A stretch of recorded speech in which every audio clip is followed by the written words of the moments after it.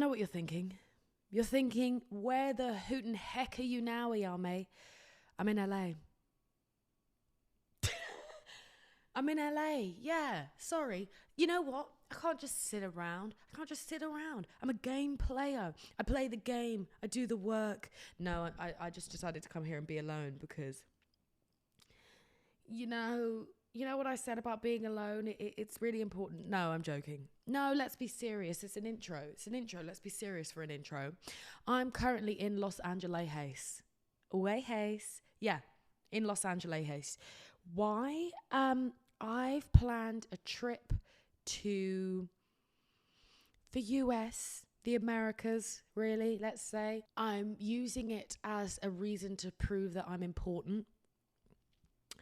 I'm also using it as an opportunity to really branch out to the Americas, really. That's the true reason. And also there's some, family meetings and birthdays dotted in between. But you're listening to this podcast live from Los Angeles. I don't know what the term is for LA. The city of GTA. Wow. So let's get on with the Hoot and Heck show. Oh, I didn't mention, it's currently 7 a.m. I've been up since 5. Why? I'm jet lagged. So if you're listening to this podcast, soon as it gets uploaded, you may be thinking, Ayame. This was supposed to be uploaded at 4 p.m. Sorry, babe. 4 p.m. UK time. Sorry, babe. I'm 9 hours behind. 7 a.m. And I've been up for 2 hours. I need a coffee.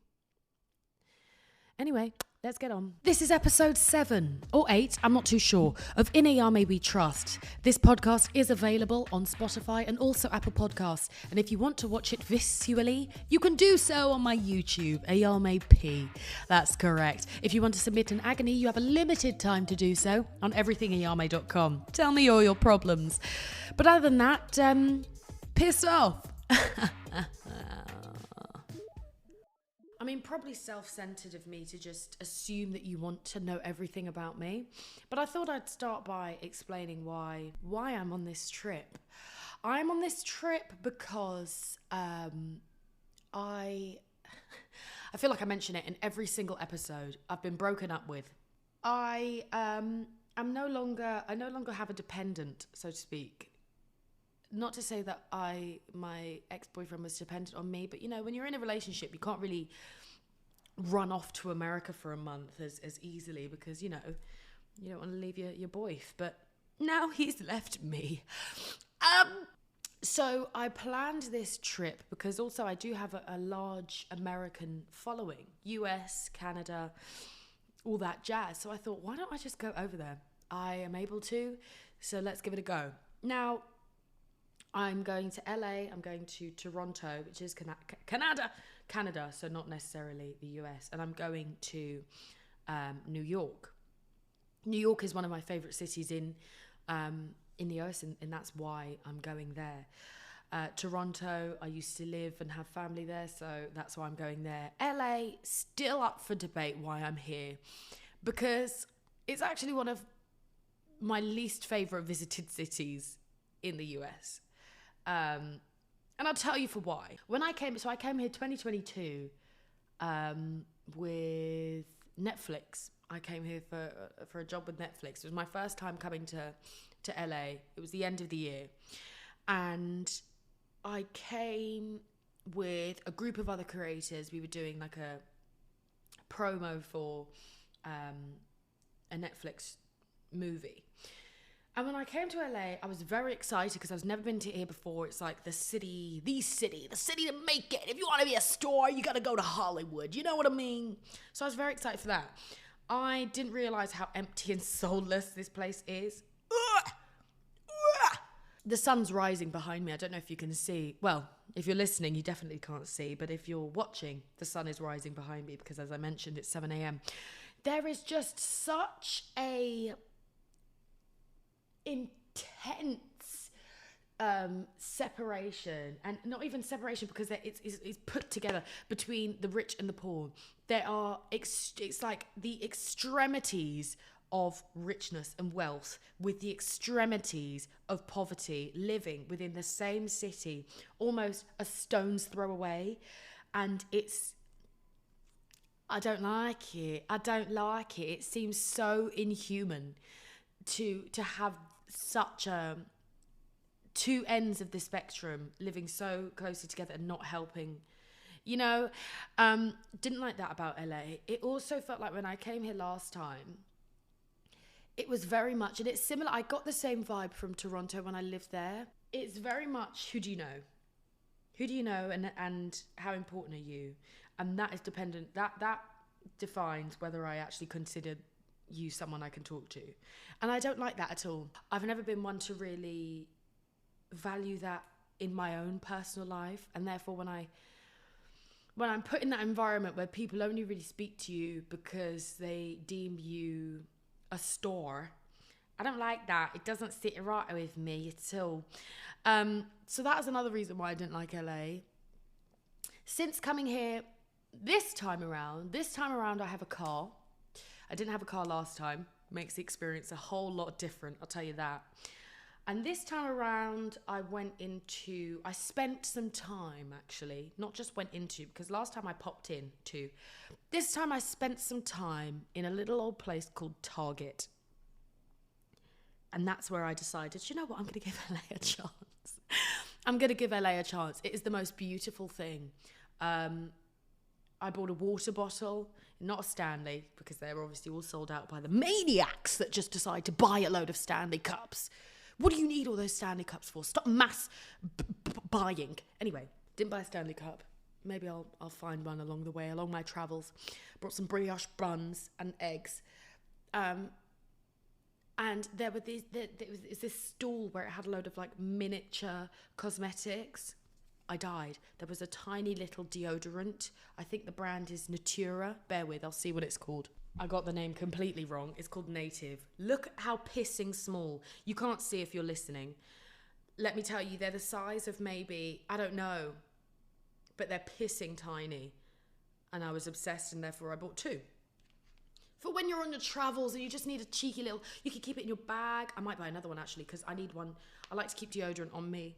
But I mean, those are a bit more, it's a lot nicer to keep a miniature deodorant as opposed to a big piss off Dove roll-on. Anyway, and yeah, Target I went into yesterday and decided that that's the place for me.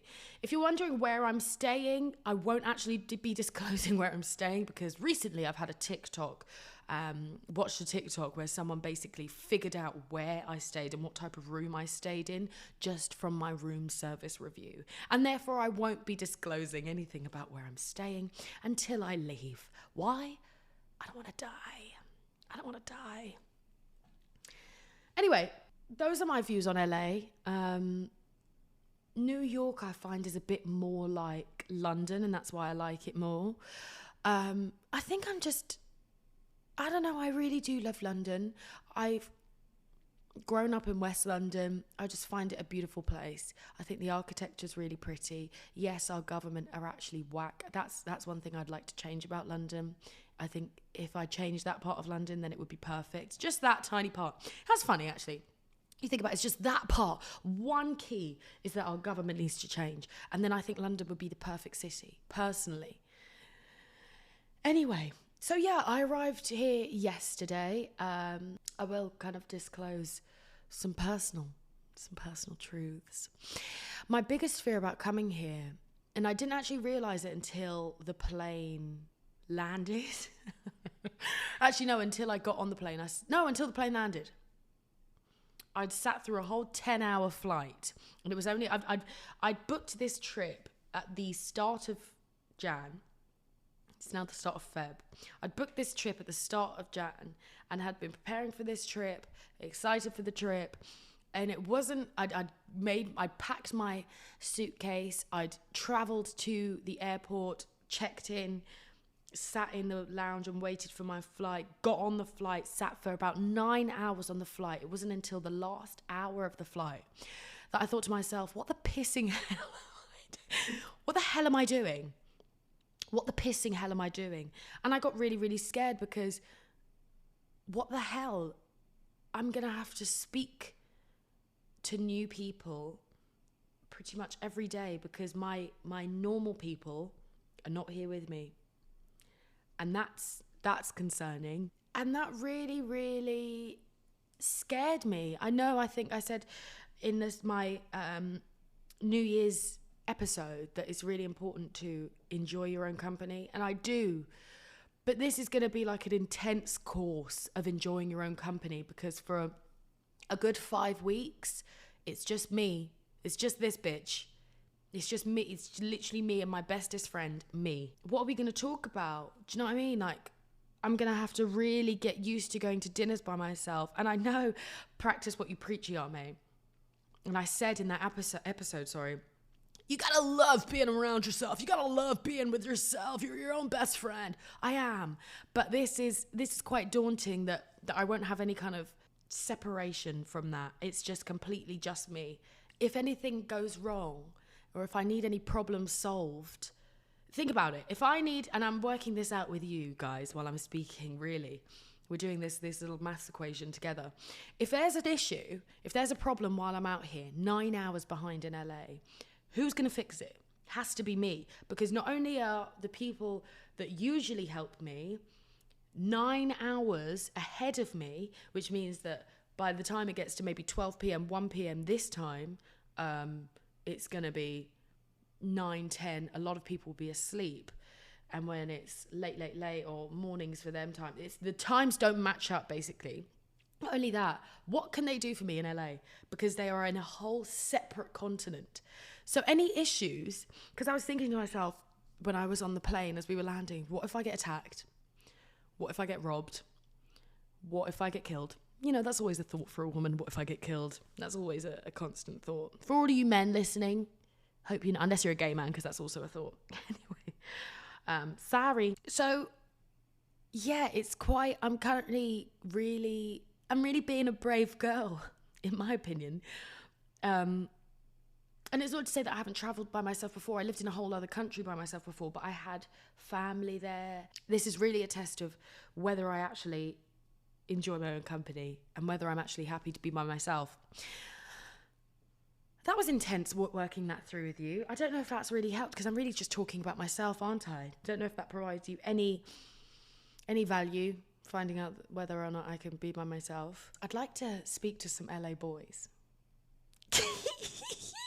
Yeah, I would. I'd like to get just a cheeky little LA kiss. I don't know. Maybe. No. We'll see. No, let's move on to the next segment. Obviously, that is Dear Ayame. And we're going to be working through some letters. And just a mix of things, really. Because, of course, I think I've spoken so much about love and relationships in the past few episodes. I'd like to kind of vary it. I'd like to, switch it up. So let's do that. Let's speak about some other problems that people have. People have so many different types of problems. Let's sort them out. Yeah? Let's go. Well, it looks like the theme for this week, and I'm going to hold the mic as I usually do, actually. Yum. The theme for this week for a lot of the agonies I'm going to say the theme is growing up and growing out. Wow! Oh, God, she's a poet. She's a poet and she absolutely does know it. That's me. So let's start off with the first one, shall we? Dear Ayame, I just moved out of my parents' house and into my own apartment for the first time. I'm 23. Pissing hell, you're 23 and you've already moved out? Well done. I'm 23 and missed out on the typical college experience because of COVID. I've been craving this level of independence for the longest time, but I feel kind of stuck. It's nice being on my own, but now what? How do I find myself after spending my entire life living for and with other people? You just find yourself. It's so funny. Sometimes the simplest answers are the answers. You just do. And it's similar to what I was saying last week about you're not going to know you're okay until you're in the moment of being okay. You have to be okay to know that you're okay. Similar with this. You've just moved out. Give it a minute. And things will just beep, beep, beep, start happening. And you'll notice things about yourself, like ways in which you live, how you like to have your house, things like that. And also things like hobbies that you like. And it will just all start falling. There's this whole idea, and I, as I say, I fall victim to it too. I'm a culprit, where we have to have everything. We have to know what's going to happen, when it's going to happen, how it's going to happen. And living life is just so much more difficult unless we know how it's going to happen. But unfortunately, that's not how life works. It is completely out of our control. And how things go and how we feel about things, that a lot of the time are out of our control. How we behave is very much in our control. And I would recommend that you just live. That's so simple and almost silly, but I recommend that you just live and see what life does. See how it happens. Congratulations that you've moved out of your parents' house at 23. Pissing hell. I didn't move out into my mum's house until last year, and I'm 27 now. And you know, this is a really good moment for you at such a young age as well to really know, you know, who you are. You've said, how do I find myself after spending my entire life living for and with other people? That's the best part of it. There's no how, it's just going to happen. You're just going to find yourself. It's not like, I mean, I could say, you know, go out and meet people, go and take up a hobby, start working on, you know, your health and fitness. 1000% you could do all those things, but there's no surefire way of finding yourself. It's just going to happen. Something's really going to click for you because, I mean, you know, like the eat, pray, love situation. She went to India to find herself. Was it India? It probably wasn't the process of going to India and seeing different cultural differences, or a process of going on holiday when you go on a vacation or you go on a big trip to find yourself, so to speak. Me on this trip, it's not me going on this trip to find myself. It's small things that might happen. It may be how I react to someone asking me for directions, and then I realized, oh no, I am actually, this is how I am when I think about things. This is how I am when I react to people. It may be me going to an event and having to speak to new people and noticing, oh, I'm like this when that's how you find yourself. Small little reactions and things that you do that you notice, and that's how you find yourself. It's not going to be you just living by yourself. I don't know if I've made sense with that, but congratulations. How do you find yourself? You just open your eyes. And I'm sorry I don't really have much of I feel like every single agony I do has that same ending. I'm sorry that may not be helpful. I hope it is. You've just got to trust the process. It's going to be great living by yourself. It's also going to be incredibly lonely. This is a fantastic venture and a really exciting experience, but it's also going to be a terrible experience at times. Not overall, just at times. It's going to have terrible moments where you're crying because you're so lonely. And then the loneliness fades. Me speaking about my loneliness. But no, it's going to be fantastic overall. Those bits of loneliness and sadness will literally be one brushstroke against 1,000 brushstrokes. I am a poet, okay? I speak so perfectly. I actually need to write a book. Soon come. Next one. Dear Ayame, I honestly don't know what to do anymore. I've made up my mind to become a radiology technician. Pissing hell. You trying to show off? Are you trying to pissing show off? Just because I do a little content. I'm just a little content creator and you can do radiology technically. How dare you? Congratulations. I've made up my mind to become a radiology technician, but I honestly don't want to do that. Fair. I hate the idea of working. Absolutely fair. Though I need money. Yeah. I have no choice really because I don't know what to do with my life, but I need to make money. I'm 25 and feel so hopeless and stupid. Oh. Don't feel stupid, don't feel hopeless. You're only 25, and even though that's like, oh, you're in your mid-20s, you've really got to think about, and I feel like I'm really kind of using other people with this podcast. I'm using my dad a lot in the quotes that he gave me, but he's an old man, so he knows a lot.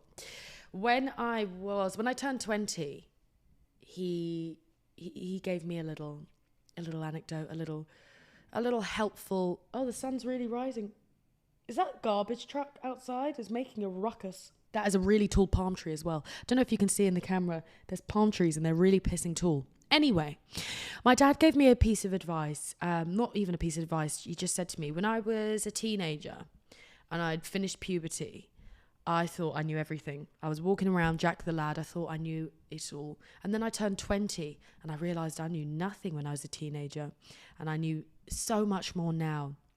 And I was living life thinking, yeah, I've got it all down pat. Then I turned 30 and realised that the things I knew at 20, nothing compared to what I know at 30.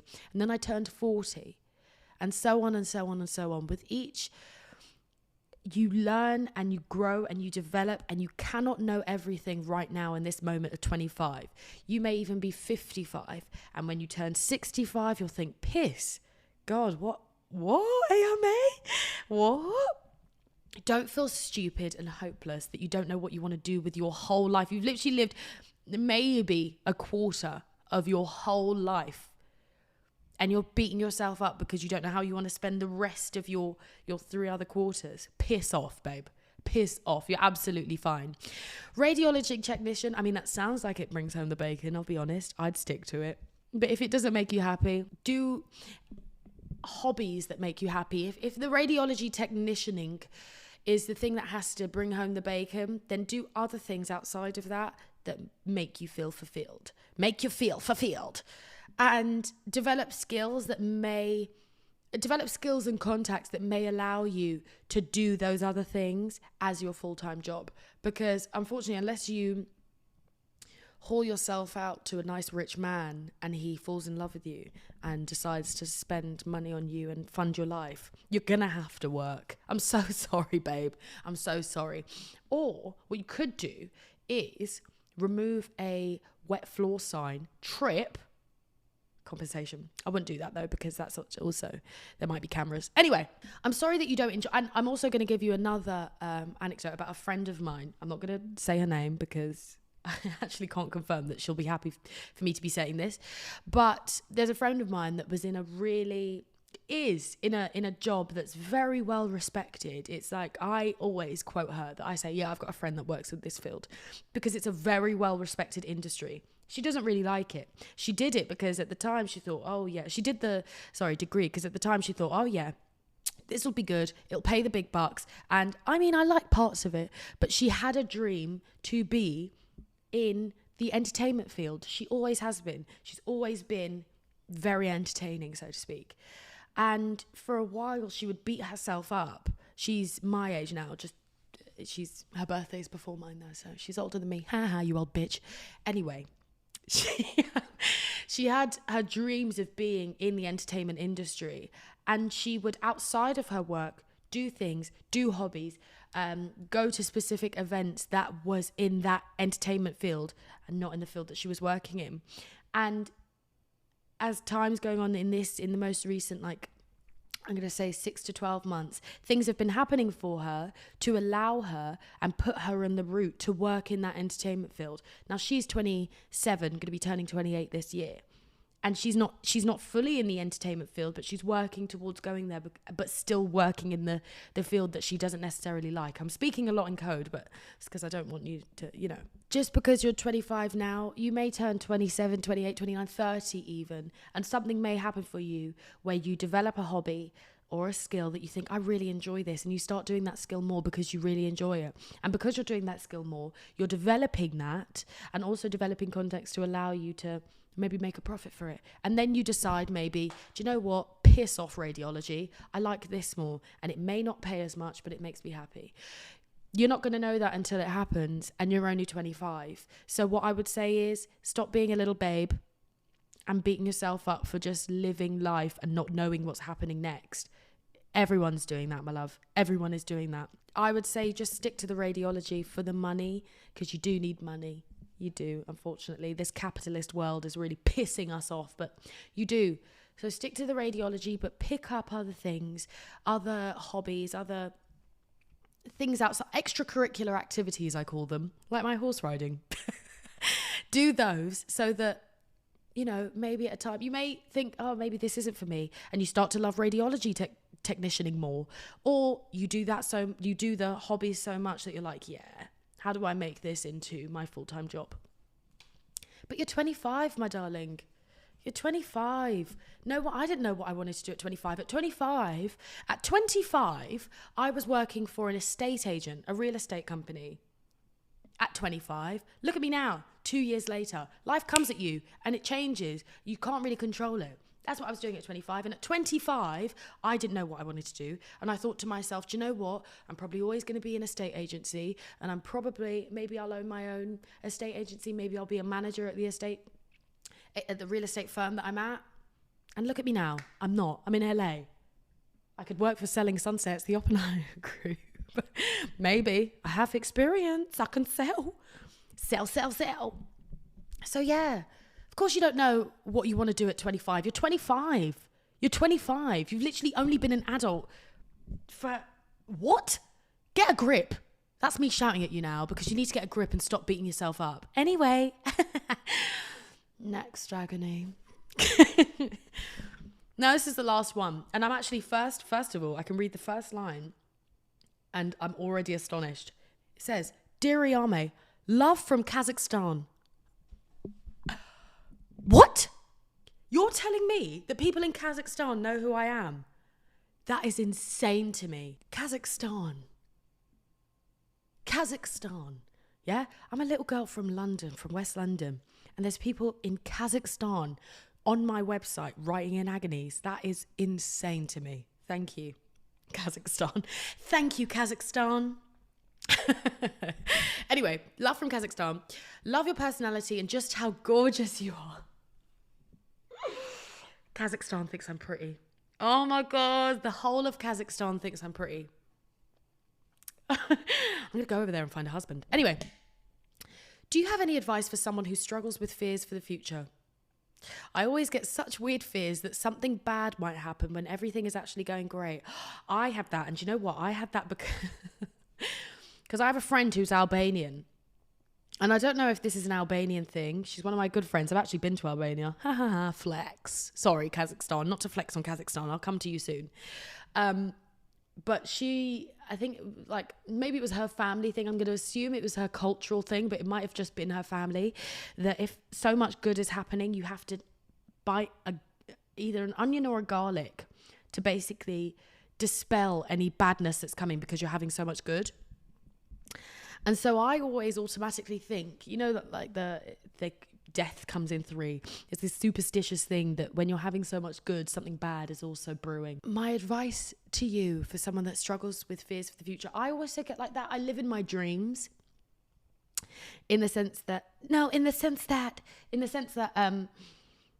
I envision and live as though I'm in this future reality that I've created in my head. I have no other way of explaining it but that.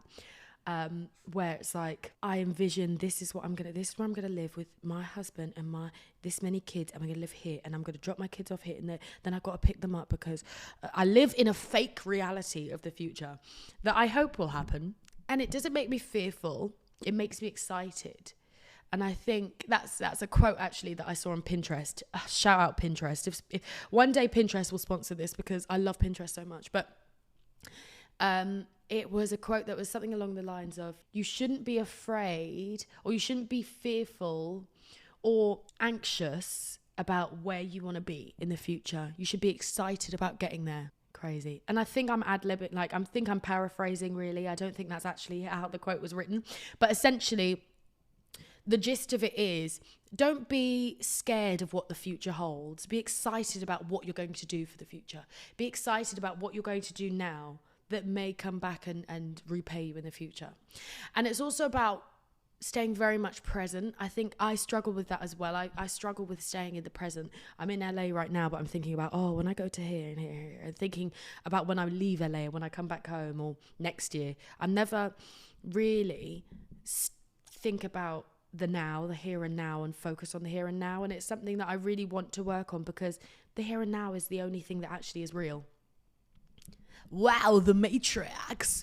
But it's the only thing that actually truly exists right now. Me in this moment, recording this podcast, is the only thing that currently exists. The future is not existent because it has not yet happened. So it's not actually real. And so when you're listening to this, the moment now that you are listening to this podcast is the only moment that truly exists. Savor it. Savor it. And if you want to plan for the future, plan for it, but also know that God is laughing at your plans. No matter what you do, maybe that will bring you, because it brings me some comfort in the chaos of it. No matter what you do, no matter how much you try to plan for the future, God, the universe, whatever God you believe in, whether you believe in the universe or whether you just don't believe, life does not go the way you planned, no matter how hard you plan. Things happen with health, things happen with money, things happen with the people around you, circumstances changed. And therefore, there is nothing that you can fear the future all you like. You have no control over it. Zero. Because you have no control over other people as well, more so. You have no control. The only control you have is over yourself. So control how you feel right now in this moment. Wow, Tony Robbins over here. But yeah, essentially, you can't. It doesn't matter how much you're scared of it. It's not going to do anything. Not going to do anything at all. You can plan and rigorously plan, because I have. Like I just said, 25, I'd planned. At 26, I'm going to be in this real estate firm, and then I'm going to own my own. I'm going to start managing it, and then I'm going to... Look at me now. Look at me now. Life changes completely. When I was 19 or 20, I was living in Toronto, and I was telling myself, okay, when I'm 21, I'm going to move to this position in my job, and then I'll start working here. And I had a fitness page, like a fitness Instagram page, and my fitness page will have this many followers, and then I'll start doing this with my fitness. Do you think I've ever posted a fitness video since I was 21? No. Life changes completely. Do not hang yourself up trying to control that and trying to fear that, because there's nothing you can do. Just live life, live present, and just take it as it comes and work on how you react to things more so than how you're going to change things. And that is my podcast. That has been me. I'm in LA right now. I'm going to be in LA next week, and I'll be doing the podcast again from LA next week. If you live in LA and you see me around, please say hello. Yesterday, when I was in Target, there was one woman that was essentially following me around, and I could see she was trying to pluck up the courage to say, hey, because she kept smiling at me. She kept looking at me like, just say hello, please. I think I'm quite nice. I won't bark at you. I won't do that. I won't do that. I won't eat you. And I won't say, ugh, get away. I completely will not. Unless you're mean. If you're rude, then I will. Get away from me. But if you're a nice person, please say hello. I'm lonely over here. Please do. Anyway, have a fantastic week, and I will see you all next Thursday. Speak to you all even. And yeah. Mwah.